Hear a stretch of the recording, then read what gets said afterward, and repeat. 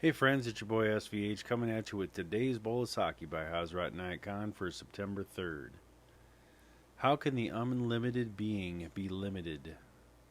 All that seems limited is in its depth beyond all limitations. And Merchant shares some great commentary on this today that I'm just going to dive right into here. There is no such thing as impossible. All is possible. Impossible is made by the limitation of our capacity of understanding. Man, blinded by the law of nature's working, by the law of consequences, which he has known through his few years of life on earth, begins to say this is possible and that is impossible. If he were to rise beyond limitations, his soul would see nothing but possible. And when the soul has risen high enough to see all possibility, the soul certainly has caught a glimpse of God. They say God is almighty, and I say God is all possible. Possibility is the nature of God, and impossibility is the art of man. Man goes so far and cannot go any further. Man makes a flower out of paper, giving it as natural a color as possible. Yet he says it is not possible to make it fragrant, for he has his limitations. But God, who is the maker of the flower, and who is the giver of the fragrance, has all power. And man, who is weakened by his limitedness, becomes more and more limited the more he thinks of it. In this is created the spirit of pessimism. Man who is conscious of God Almighty, and who in the contemplation of God loses the consciousness of his own self, inherits the power of God. And it is in this power and belief that the spirit of optimism is born. People mostly think that the spiritual message must be something concrete and definite in the way of doctrines or principles. But that is a human tendency and does not belong to the divine nature, which is unlimited and life itself. The divine message is the answer to the cry of souls.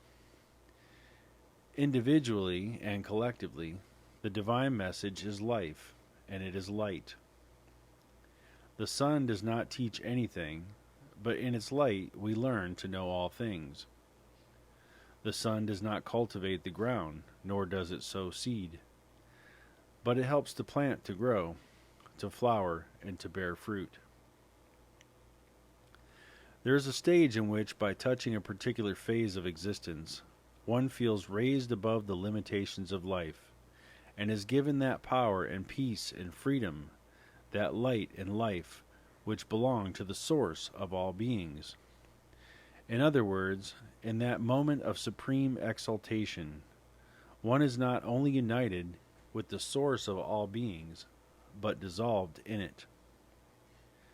As the great Indian poet Khrushchev says, "When I become thou, and thou becomest me, neither canst thou say that I am different, nor canst thou say that thou art different." So, this has got a lot of paradox in it, and a lot of really deep teaching in this one little bowl of sake. If you kind of break it up just as it is, the phrase "How can the unlimited being be limited?" You can't limit God to an ideal.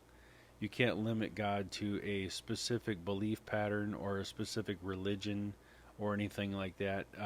You can't even limit God to a specific location or, ideology of God being in the heavens or in the sky or something like that, because God is in all things and God is everywhere, all pervading, and as Murshid says here, all possible, right?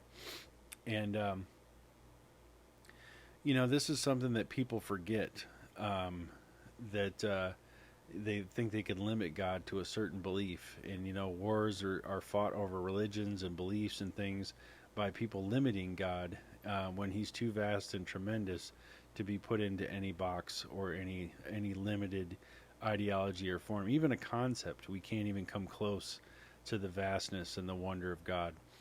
So that that's a tough one right there for people. But people forget how the unlimited being cannot be limited. And then all that seems limited is in its depth beyond all limitations. So that really is just a statement that in all things is the wonderment of God, is the unity of all things, right? So even though things might seem separate, deep down there's a unifying factor that unifies all things together. And I think that's what Murshid is really talking about. There's a couple of things that are said in here that stood out to me um, as some kind of phrases that have been part of my Sufi path over the years. Um, this where he says, they say that God is almighty. I say that God is all possible. So we think a lot of times of God as mighty and strong and maybe spiteful and angry, at times. This whole idea of the fear of God, having the fear of God in you. And here, he kind of switches that up a little bit to say God is all possible. Possibility is the nature of God, and impossibility is the art of man. So I love that phrase in itself. Possibility is the nature of God, because the nature is for all things to be possible. All things are made and given unto you, right? So with that said, possibility is the nature of God, and impossibility is the art of man. It's something we've created, this idea and this concept of possibility, of impossibility, of things not being possible, and of being able to put up limitations and walls that block us from being able to accomplish certain things.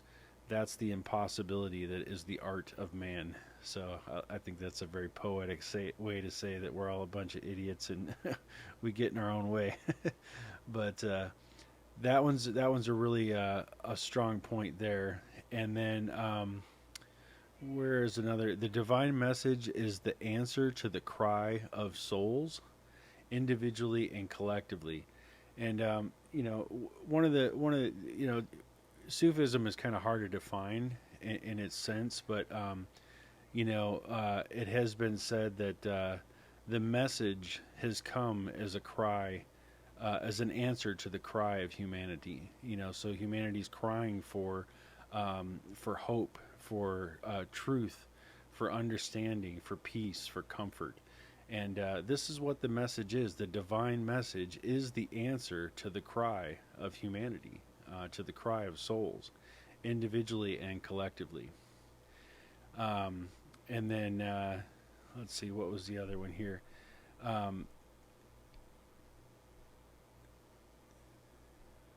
There's a stage at which, by touching a particular phase of existence, one feels raised above the limitations of life, and is given that power and peace and freedom, that life and light which belong to the source of all beings.